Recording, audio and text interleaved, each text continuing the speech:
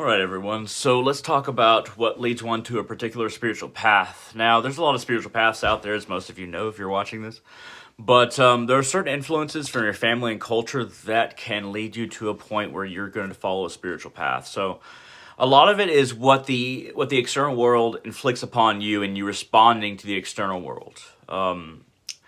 So my own path, I try to keep it away from just being a response to things and more of a thing all its own, more of a practice and a path that is completely separate from something that it wants to respond to. Because responsive is reactive, and reactive is constantly changing, but changing in a way that you can't find any really good foothold in your spiritual path. So you want it to be something that is moving forward, but not just because it's a response.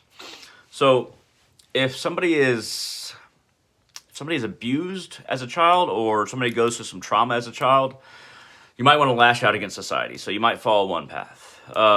If you experience a great childhood, but the childhood was not very fulfilling, or you thought there was you imagine there's something beyond it, you might still go towards a different path. Most people in the world follow the path that their parents, their grandparents, their community takes, their friends take. And there's nothing wrong with that. But a lot of spiritual paths are just kind of funneled through these societal and the societal and the familiar forms into something that is laid out before us, laid out in front of us, instead of us understanding things for ourselves. So, I'll give myself an example. A lot of my early life was questioning my difference from other people in society, even in elementary school, where I could tell people were different. I just didn't know really didn't know why or how. But when I was in elementary school, I remember thinking, why aren't other people asking the same questions I'm asking? And it's not about asking the teacher per se, but asking the internal questions. So I was kind of, I guess you could say, in hiding in a way, as far as my own philosophy and trying to understand in elementary school. I was just trying to understand, watching people, trying to figure out who they were, why they were, and how I had a relation to them. And then I eventually realized there's not a whole lot of relation between me and them. I'm kind of my own separate thing. I'm my own separate path. So as I moved forward with my spiritual path, very touchstone in the very beginning. But then I started studying Buddhism. And then I fell off the path for a while. And then in high school, I started studying other things besides Buddhism, but also Buddhism. And it branched out into Hinduism later on in my early 20s. And then I found myself as somebody who considers himself Hindu, but also works with Nordic gods, with spirits, and does a lot of graveyard magic and practices, as well as diving into chaos magic, as well as diving into many forms of magic, talisman creation, defense magic. My path is very eclectic because I didn't really have one influence as a kid from either my parents or my family, and maybe a little bit from my society as far as encouraging Christianity, but also I didn't feel the need to push back against anything, because not a lot was being thrown at me. So I kind of was in like this little bit of a bubble that was relative to other people, just not as much as usual. So I just kind of moved forward based on what I was interested in. And that's really what a spiritual path starts out with. Just move forward what you're interested in, and get a little taste of this and that. Try to figure out who you really are and what you're naturally drawn to. It's much easier to just sample everything than to find a little bit of something, but like, oh, this is great, and then just dive in completely. Like, okay, I'm just Christian now, I'm just Muslim now, I'm just Satanist now, I'm just a magician now. You might decide that later on, but at the beginning, I would recommend not diving in head first at the very beginning.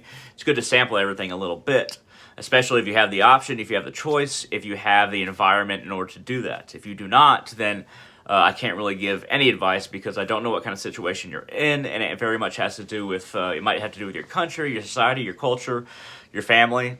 I can't really give advice on that, but if you're able to choose your own path, then get a sample of everything. Just figure out where your natural inclinations fall. If you do that, it's much easier for you to become somebody who you designed instead of somebody who other people designed. Starting off on the spiritual path, once again, you're going to find pitfalls. You're going to find a lot of pain, suffering here and there. But I would encourage that. I wouldn't recommend falling off of a path or stopping a path just because you find difficulty, or just because your God spirits or God isn't giving you the help that you thought they would. That you're losing a little bit of faith because you're not getting back what you are putting into something, at least not yet. Expectations are very high in all spiritual paths and all religious paths, of what you're going to get. There's a reason I don't ask my gods, goddesses, and spirits for very much. Because, let's put it this way, the friend that you welcome into your house is more likely to stay and visit often if you don't ask him to pay to get in your house. So, I feel like I can be a better channeler of spirits and gods if I don't expect things from them, and that's worked out for me very well. Now, it's not wrong to want things from spirits or gods, God. It's not wrong. It's not wrong to pray. It's not wrong to have some expectations. It's just more realistic if you realize, look, I don't know the grander cosmic forces that are going on, so maybe what I ask is not reasonable for this time. And perhaps I'm asking the wrong way, or I'm just expecting something to come back to me, being on this path.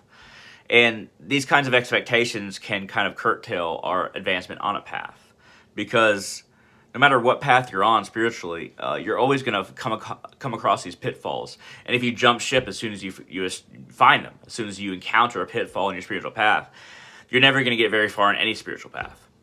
You should always try for a certain amount of time, and you have to determine that amount of time before you jump ship and go to another path.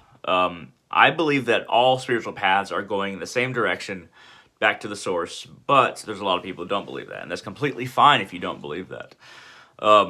But me believing that everything is going back to the same source, that doesn't mean that I want to follow everything per se. It just means I found what works for me, and I'm okay with everybody who has different paths that they're following the source too.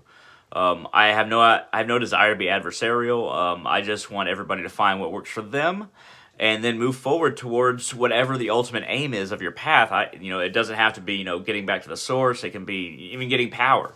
Just know who you are, find what works for you, but don't give up too easily on any one path.